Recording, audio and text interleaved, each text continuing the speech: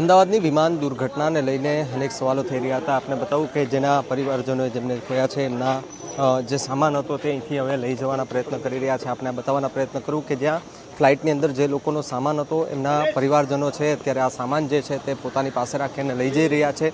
કારણ કે ખાસ કરીને અંદર જે સામાનનો ઘણો બધો ઢગલો હતો એ પડ્યો હતો અને ઢગલામાંથી પોતપોતાના જે પરિવારો છે એ પોતાના જેમણે સ્વજનો ગુમાવ્યા છે એના સામાન લેવા માટે અહીંયા એમને બોલાવવામાં આવી રહ્યા છે. ખાસ કરીને જે ઘટનાનું જે સ્થળ છે, સ્પોટ છે, ત્યાં જ અમે અત્યારે છીએ અને ત્યાં પોતાની સાથે જ જે દ્રશ્યો જે છે તે ખૂબ કરુણ જોવા મળતા હતા. અન્ય બીજા જે પરિવારજનો છે એના સામાન અત્યારે અહીંયા પહોંચ્યો છે.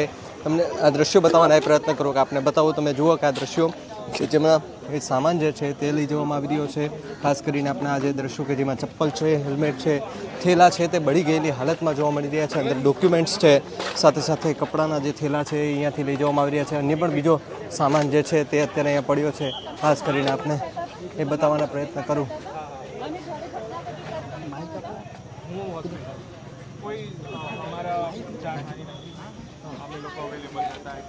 હવે સામાન લઈ જઈ રહ્યા છો. કેટલા લોકો હતા બપોરના સમયે, કોઈ એવી માહિતી?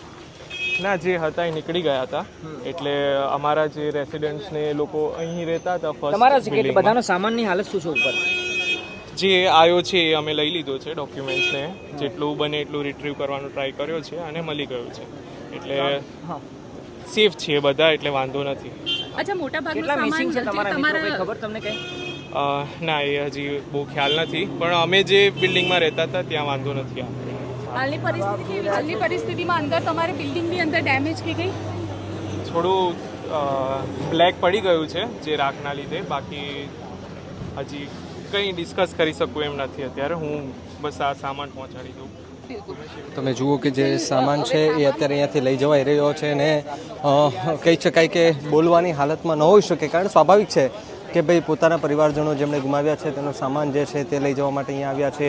ખાસ કરીને જે ઘટનાનું સ્પોટ છે તે ઘટનાના સ્પોટ પર અમે પહોંચ્યા છે અને ત્યાંથી જ આ દ્રશ્યો આપણે બતાવવાના પ્રયત્ન કર્યા હતા કે લોકો કહી રહ્યા છે. સાથે સાથે લોકો સાથે વાત કરવાના પણ એ પ્રયત્ન કરી રહ્યા હતા કે લોકો શું કહી રહ્યા હતા કે ઘટનાને લઈને. ત્યારે બહાર જે ઉભેલા લોકો હતા એમની સાથે વાત કરી તો કહ્યું હતું કે બસ આ જે સમય આજે 24 કલાક જેવું થવા આવ્યું છે. 24 કલાકના એ અરસામાં જે આ ઘટના બની હતી કે જે બિલ્ડિંગની સાથે પ્લેન ત્યાં ક્રેશ થયું અને ક્રેશ થતાની સાથે જ અગનજવાળા નીકળી હતી, આગ લાગી હતી.